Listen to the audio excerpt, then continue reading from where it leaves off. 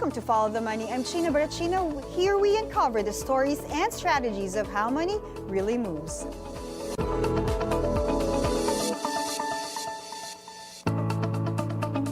We always talk about equities, crypto, and the fast moves in the markets. Today, we explore a different kind of investment, one built on culture, rarity, and legacy.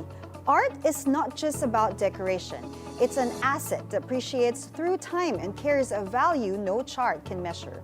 Mr. Richie Lerma of Salcedo Auctions joins us today. For 15 years, Salcedo has shaped the Philippine art market and brought home important pieces of our heritage. Their latest find is an 1886 Félix Martinez painting that resurfaced in Stockholm, Sweden. This piece matters because it captures Filipino life during the colonial period and shows the depth of our early artists. If you ever wondered how art becomes an investment and how auctions shape value, this is the conversation. Richie, thank you for being here. Welcome to the show. Thank you for having me. All right, this is going to be a very educational episode, even for me. Yes. Because this is, I think, the first time that I'm going to tackle about art investment. Oh.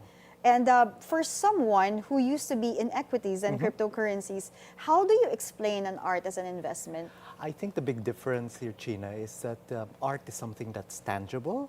So you actually are holding on to something. Of course, you know, all of the other investment classes, you're holding on to a certificate or just something online, etc. But this is something that you can actually hold on to, something that you can bring with you as well, and something that can be transferred. That's right. Yeah. You're right. I mean, I've often been, asked, the difference between all of these things. And I go, well, I'm not sure if you're going to want to plaster your living room with your stock certificates.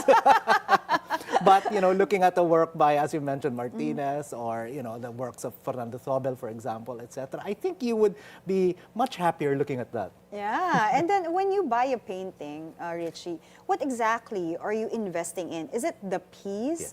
Yeah. Is it the story? Yeah. Or is it the long-term value that it holds? You're correct in mentioning all of those three. It's in fact a confluence of all of that, because you can't just simply look at it in terms of what the material is. Essentially, if you're looking at the painting, you're just looking at wood, canvas, and paint. You can't ascribe millions of pesos, for example, in that. It is what is embedded in that painting. As you mentioned, it's the story behind it. It's the reputation of the artist. It's the significance of the work as well, how it places within the history of the country, not just the country, but also its place in art history, whether local or international. And there's also something very special about that emotional connection that is attached to a painting. I mean, there's a... Oh, yes. And I've often recommended that if there's something of beauty that appeals to you, the greater chances that other people will find that beauty in that piece as well. And so when there's a collective mass of people looking at that and all agreeing that this is a thing of beauty, the value of that increases as well, because you have that consensus. When you're saying about beauty, there are two paintings that, coming into picture. Yes. First is The Smile of Mona Lisa, which is really a classic. Yeah. And then the other one is, I think that you have something to do with, is the Spolarium, which is, if I see that painting, I would see how heavy the transition, those Filipinos during that time, that it almost made me cry when I saw that. Yeah. And I know that Salcedo auction is actually part of that history in bringing it back. Can you tell us that story, please? So the boceto for Spoliarium, which is the study for Spoliarium, was discovered in an apartment. In an apartment in northwestern Spain. Not a lot of people know that the story of it came out when it first came to light here in the Philippines, that this is the same family that had inherited works by both Juan Luna and Felix Resurrección Hidalgo. In fact, one of the pieces in the family's collection ended up in the National Gallery of Singapore. So in terms of the provenance. In Singapore? So it went to auction overseas, and it went for a record price, and it was the highest price ever paid for a work by Luna. The highest price for a work by Juan Luna ever sold in the Philippines is at Salcedo Auctions for the boceto for Spoliarium. So, the tremendous legacy left by Juan Luna, and we continue to honor him through the the value that we ascribe to his works. For someone who's really new, Richie, how do you describe what is like the study of Spolarium or Boceto versus the real painting in itself? Well, of course, there's the scale of it, but there's something very special about studies, and those are the initial ruminations of the artist as well, the thought process that went behind it, how I wish to compose the painting, where I'll put the figures as well. So it's a very enlightening the journey process. of the artist. Yes, that's right. And you're seeing that on canvas. Even if it's on a much smaller scale, it's more intimate. And in a way, you're having that kind of conversation with the artist as well, how he was imagining how this monumental piece would be. And how did it come up like That's that? right, yeah. So in terms of factors that go into that value, let's say you're saying about the journey of the artist, the material that was used, the story behind it, why was it painted? It's so subjective if you come to think of it, but at the same time, there's no way to measure it. Yeah. So how do you, as someone who's doing this for looking to so many years, how would you value that in tantamount to a monetary value to capture all of those things that is valuable and fundamental to a painting? As I mentioned earlier, when you're looking at the value of a painting, you're not looking at the intrinsic material value of it. It is, I believe there was a trial before between an art critic and the artist Whistler, for example, when they were debating about value and criticism, etc. And in fact, the value is what the artist imputes into the painting. It's the lifetime that's spent working towards the piece and what you find in that painting, which gives it value. So if you're looking at Juan Luna, for example, you look at the Spoliarium or the Boceto, you're not just looking at, okay, this is a study and these are the materials, etc. You're looking at its place in history, the motivations behind it, the milieu in the era. which, absolutely, what he was working, and how important that is to the society where the art is being presented. I mentioned to you before that Philippines is one of the rarities in the international art scene where, in fact, our artists are considered as heroes. They're part of the story of the making of our country. They're very central to our identity, and therefore, these artists are held on a pedestal, and it's the commonality of value that we ascribe to that piece because of this consensus. Is there a that gives that particular value. group that appraises and identifies the value of the story of the rarity of the culture that defines that particular art? Of course, in the days of social media, etc., everybody has an opinion. However, Tell me about it. however, I will always caution people to, when it comes to those kinds of things as well, and this is a cautionary tale for people too, and we can connect that to investments. Don't trust everything that you find out there, and don't just take it from me simply because I'm saying it. You have to look at the background of the people who are giving those kinds of opinions. What have they studied? How long have they been immersed in it? Have their motivations or have their actions been purely commercial, for example, or is there something more to it in terms of being able to see the history behind the piece, the importance of it, that purview towards its looking at its place, not just in Philippine art history, but international art. Is the artist making a unique contribution to international art? Now, that takes expertise. Yeah.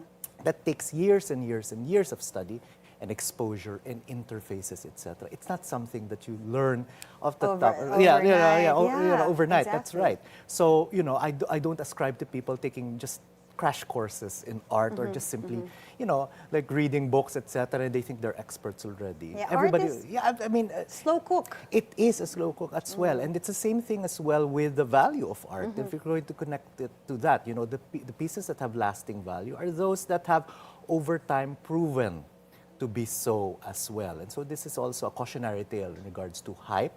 Who is providing the hype? What is the background of the people giving this kind of hype? Is that really their area of expertise? So these are the kinds of things. And you could say the same thing about all these other financial instruments as well. Yeah, of When you course. look at somebody who's, studied in all these, business schools, etc., who've had the experience working in whether it's, private equity, finance, that kind of thing, etc. In the same way, you're looking at the credentials of the specialists that are ascribing value to it as well, because this comes from years of study, like I said, exposure, interface, knowledge, a deep knowledge of the market, the collectors, the critics, the institutions. Nice. In terms of like going beyond the value of it and studying it, you know, what gives a work or investment grade status of paintings?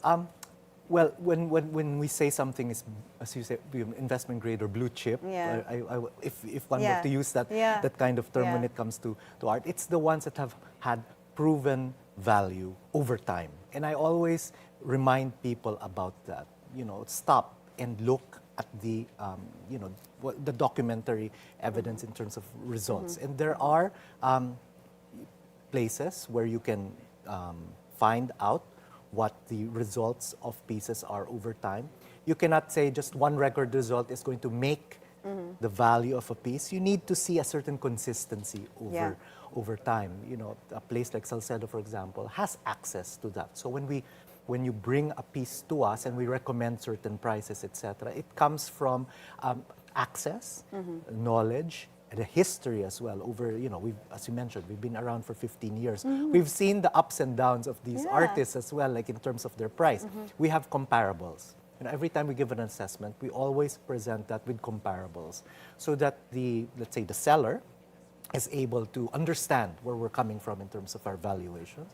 But at the same time, when a buyer comes in as well, it's good for them to have done their research too, so that they don't overpay. That's very important. You know, we can get carried away by passion. Yeah, especially in auctions. That's right. You know, it's a psychological game, if you want to call it that. You know, of upmanship. But that needs to be, as in anybody who is financially astute, that needs to always be tempered, needs to be informed. Yes. And that's important. You need to do your research. And if you don't have the time to do your research, come to a trusted source where you can get that insight. Because like if they come to Salcedo, for example, and ask for that insight, we're looking at the bigger picture. You know, we're looking at the long term. We're not a fly-by-night kind of place. Okay, just come here, sell a painting, and then disappear. Salcedo's here to stay. We've been around already for 15 years. It is an institution. In fact, for me, the biggest compliment is like, oh, it's only been around for 15 years. It just feels like it's been around forever.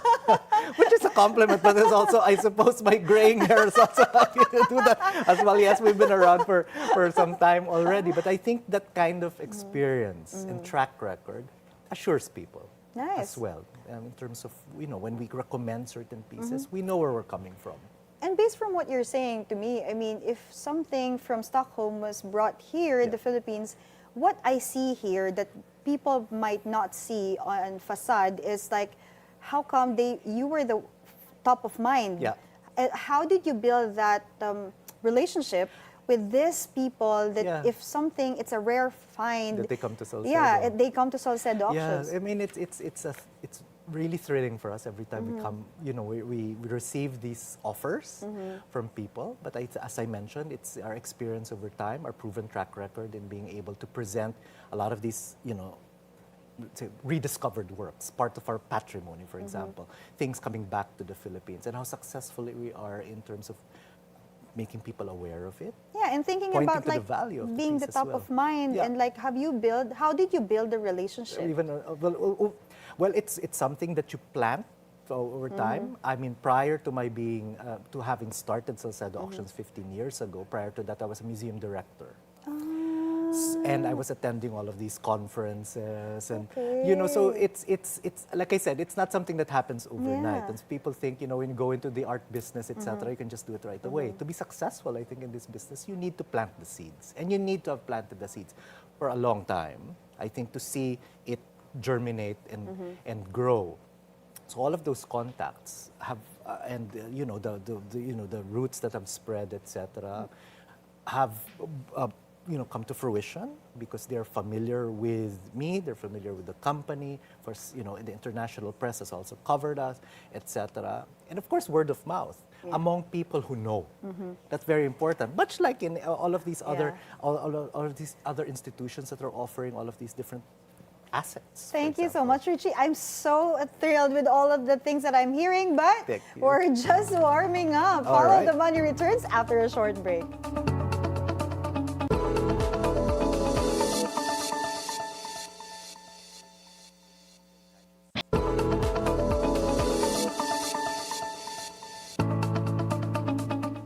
Welcome back to Follow the Money. Still with us is Richie Lerma, Chairman and Chief Specialist of Salcedo Auctions. So Richie, based on what you're telling me, how do you identify a painting with a long-term upside? It's very important to look at when you look at the work, of course, as I mentioned earlier, of course, there's the visual appreciation, of the piece as well. When you're collecting pieces, I always advise people, start with something that you like, because you want to be able to enjoy it. That's also part of the value of the piece, the aesthetic pleasure that you derive from it. But more than that, of course, once you know what it is that you like, it's always good to look at a pool of names who are working in that particular style. So your eyes. That's right. And then the pool of names. The pool of names are very important. Also, who is offering those pieces. Who is offering? Are those names being given to you by a trusted source? Okay. And by trusted, do they have the background to give you that kind of advice? Or do they have a record of Correct. something not... That's right. not- And over time, have they been able to identify, point to certain artists that over time have, their prices have grown. Being able to identify something that would be, something that would be worthwhile having long term does need that level of research. But again, if you don't have that time to do that, go to a trusted source. And that trusted source would have done the research for you in terms of understanding. They already filtered. That's right. Like really, locating the place of an artist within the ambit of history. For example, how that artist came to define and contribute to the development of Philippine art, or in a larger picture even, and that's for a smaller group of people, how they've changed the history of art in general. Yes. So those are questions that you ask, because if it's positive and you see that there's something unique, and there's also this consensus among other experts as well that this is something special, that becomes a point for reference. It's something that is reassuring that this would be something that is worthwhile investing it for the long term. Of course, long term means if you want to enjoy that long term, you again go back to the personal. I need to enjoy seeing it. So you have to enjoy seeing it. So visual. Yes. You have to know the name of the pool That's of the right. artist. You have to know the source it's coming from. Yep. And the last is not just that, but the consensus of opinions of regarding opinions, that piece. that art Yes, piece. and if I may add too, what's also very important is the very material itself, the condition of the work, the technical skill involved, Oh, yes. the finish that's involved. I mean, you might have something What is that the most difficult, to create? Well, the most difficult to create when it comes to painting is a watercolor, for example. And so that's very interesting too, and I'm glad you mentioned that, Gina, because, I mean, of course, especially in the Philippines, which is a very humid climate, where we have a bias against works on paper, which I think is a bit unfair, because I think that if kept properly, it will hold its value. Not a lot of people know, for example, that for a time, the most valuable painting in the world, which was The Scream by Edvard Munch, was a work on paper.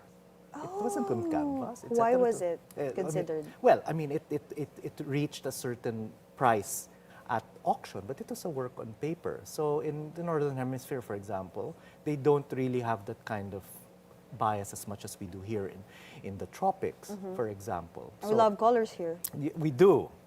But of course here, I understand that we would lean more towards canvas, but watercolor is in fact the most difficult medium to handle, because once you apply the paint onto paper or some other porous medium, for example, you can't go back. You can't paint over it. That's right. Or you could paint over it, but you'll have a different effect. Unlike oil, for example, where you can paint over it, you can change it, etc. So it's that immediacy of watercolor, which is a great measure of skill. Because if you're able to do a wonderful watercolor, that means that there were less technical skills that you needed to apply to change anything. Who would have thought, right? Yeah. That was an art school in grade school, like watercolor. But it is the most difficult But that thing. is the most difficult thing. Then let's talk about the historical relevance of this current piece that you have, Yes. the Félix Martinez Yes. piece in 1886. How did the story go from the Stockholm to Salcedo? So we continue still do research in terms of how it moved from the Philippines all the way to Stockholm in Sweden. We do know that, you know, Manila was a nexus for trade, and of course there were Swedish businessmen coming to the Philippines even at that time. So perhaps it was acquired then because, you know, Félix Martinez was painting in the Philippines around that particular period, and he was known for doing a lot of the tipos del país. For example, these renditions of Filipino natives in costume, the environs, etc. It could have traveled there. It could have also been sent as part of an international exposition. Maybe it was exhibited there as part of a national showing, and then it was acquired from there by a European collector and taken back to Sweden. So that's something that we're still going to find out. But we do know that it was painted in Manila because it was signed and dated Manila 1886. We know that Martinez was working around that time.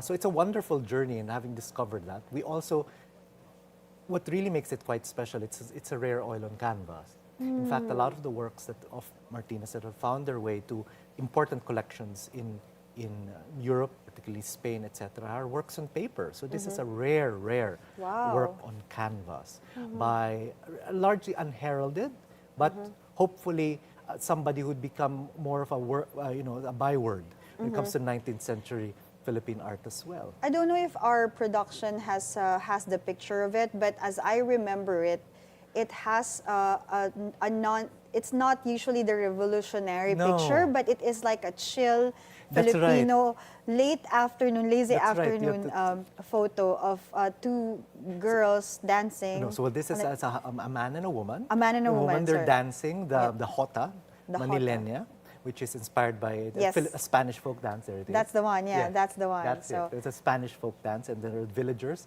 surrounding them, watching them, you know, with the guitar. There's a cockfighter there as well. It's a wonderful piece of Philippine genre. But I think we're looking at it the same way. There's something very dignifiedly subversive about it too, which I love. If you look at the woman's garb, for example, she's dressed in red, white, and blue. It's not something that you would have worn commonly, I think, in terms of on a day-to-day basis, in terms of the color. Of course, we're imputing a lot of these things to it. This could be a reading of it, but the timing of that in 1886, we are aware that red, white, and blue was a symbol of republicanism. You know, we just had the French Revolution in 1789, all the way to 1800s, to 1800, pre-Napoleon, for example. So, you know, those colors and its symbolism would have been very much known to the people working at that time. So the choice of that was really very interesting, but all done in a dignified, quiet manner. Very subtle. Very subtle as well, and that's the beauty of this particular painting. It's grace and, you know... Yeah, the grace. That's right. You know, it's an iron hand cloaked in a velvet glove. Yeah, that's really nice. So in terms of like, one word that will describe Salcedo auction that you would want to live by, that you have lived by and will love to live by over the years, what would it be? I think it would be legacy. Okay. I think it would be legacy. It's at the heart of everything that we do. We have that mindset in terms of how we conduct our auctions, how we price items, how we view the future. And you're looking at objects that you'd like to be able to pass on to the next generation and have the next generation continue to enjoying it in terms of not just its material value too, but also it's a way of passing on significance. You know, these objects define us. And it's important that we preserve these things because that's one way for us to be able to pass on our identity to the next generation. Because without this, we will lose our identity as well. We will just be like everyone. And we don't want that. You know, I think the Filipino is unique. The Filipino is one to be celebrated. And we need to be able to underscore that love for country through our art.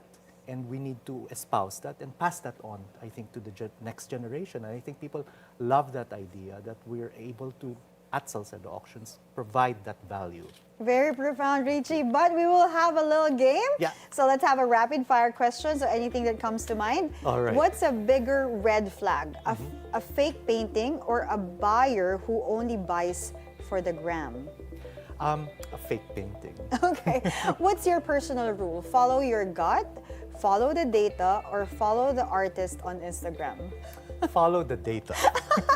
If you could give one cheeky piece of advice to first-time bidders, what would it be? Don't get too carried away, because chances are you're going to come back later on probably feeling that you've overpaid. So it's always, you always need to mitigate, you know, that drive, that excitement with control. Okay, so we have two traditional questions in the show, and the first one is, money follows you when blank. Money follows you when you have passion. Okay, and the other one is, there's a verse in the Bible that says, love for money is the root of all evil. But this time it's just like, money is the root of all blank for you. Money is the root of all desire. Thank you so much, Richie, for your insights today. Thank you. I learned so much about art, and Pleasure. you know, it's not just a piece that I appreciate. It's now something that is really, you know, very profound, and you know, something that you could go from one generation to the other.